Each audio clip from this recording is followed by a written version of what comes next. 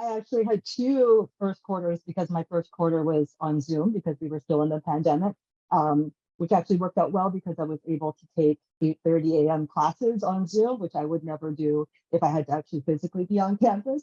But then, of course, when I finally had my first quarter on campus, it was awesome. And if there's one piece of advice, you may have heard this before, but I can't like stress it enough, is to really familiarize yourself with the actual physical aspects of the UW campus. Number one, because it's huge and I still get lost and I still have classes where it's like, I didn't even know that that building was on campus, but I guess that's where my class is going to be next quarter.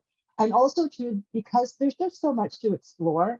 And I would advise like, don't be shy or afraid to like go into buildings. Like if you're not supposed to be in a building, they'll say you need your key card to get in. But things like there are so many trails and gardens that are kind of hidden away. And it's a beautiful campus. And I kind of have found my favorite study places like the Foster School of Business. I created writing major. What is she doing in the Foster School of Business? But I've discovered that they have the comfiest chairs for studying and the best views for studying. So that's my advice.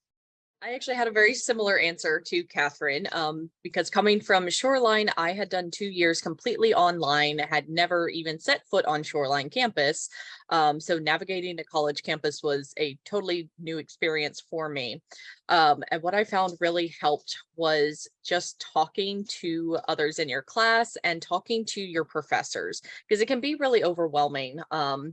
The culture and the just scope of UW is so different coming, from a smaller college, that just asking everybody and anybody for advice, for help, for even just where's their favorite place to eat on campus, where's their favorite place to eat off campus, and just really sort of trying to make those connections early on.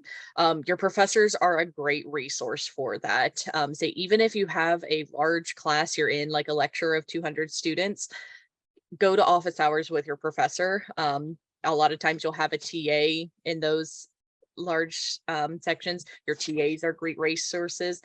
Don't be afraid to reach out and actually ask people just about the campus. I just have a couple things to add. I think that something that people kind of take for granted is that a lot of the registered student organizations, the RSOs, are usually operating still in summer. Like there will be several members that kind of hang around during summertime. When I first moved to Seattle from Centralia, which is a couple hours south, I didn't have a lot of experience in the city.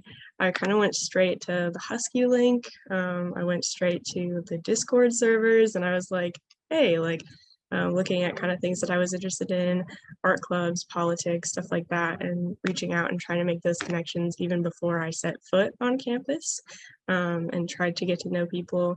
I did a couple meetups. I did some tabling sessions before school even started, and that set me up with a really solid group of friends before I'd even been on campus. And to add to that, if you are outside of Seattle, like further outside of Seattle and going to be commuting in, if it is possible for you to live closer to the U District or in the U District, it makes for a totally different experience. The link is great. It's a great way to get around, but being in the U District can make you have that easier access to community, to school. Walking to school is great.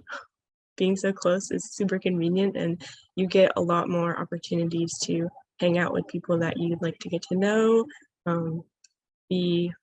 be more present physically on campus because you're not so far away.